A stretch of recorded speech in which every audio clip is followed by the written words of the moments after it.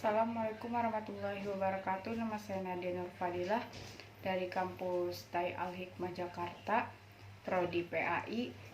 Di sini saya ingin menjelaskan tentang teori motivasi pelajaran psikologi. Sebelum lebih lanjut, jangan lupa like, comment, and subscribe. Oke.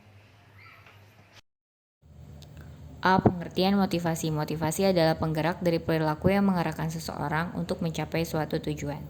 Motivasi juga disebut sebagai determinan dari sebuah tindakan, dan determinan dapat bersifat biologis dan juga psikologis. B. Jenis motivasi terbagi menjadi dua, yakni motivasi internal dan motivasi eksternal. Motivasi internal yaitu motivasi yang dideterminan penggerak perilaku datang dari dalam diri individu sendiri, contoh harapan dan cita-cita seseorang.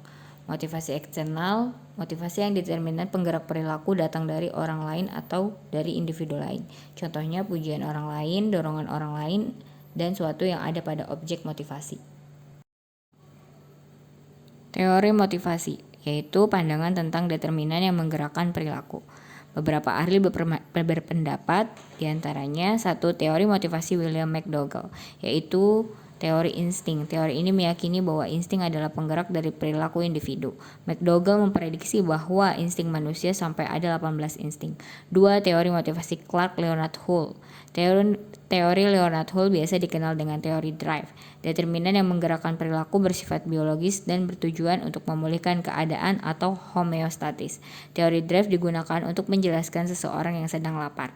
3. Teori motivasi Elizabeth Duff dan kawan-kawan. Teori ini merupakan teori respon terhadap motivasi drive.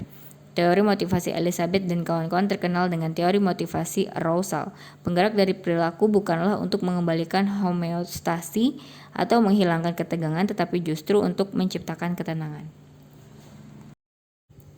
4. Teori motivasi Viktor Fromm menyebutkan bahwa motivasi merupakan kombinasi dari valensi atau keinginan mendapat hadiah, harapan atau peluang keberhasilan, instrumentalis atau keyakinan akan kemampuan.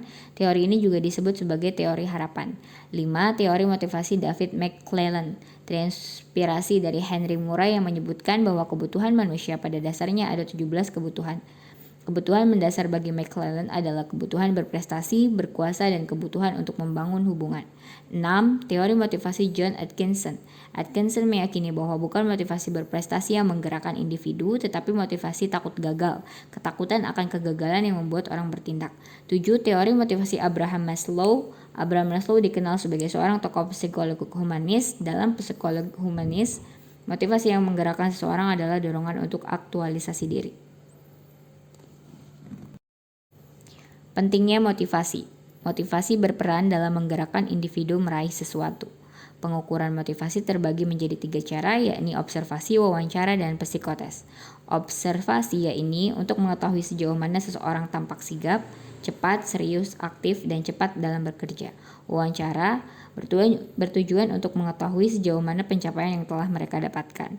Psikotes untuk mengetahui tingkat motivasi seseorang, umumnya dengan tes kepribadian. Sekian penjelasan dari saya, kurang lebihnya mohon maaf. Wassalamualaikum warahmatullahi wabarakatuh.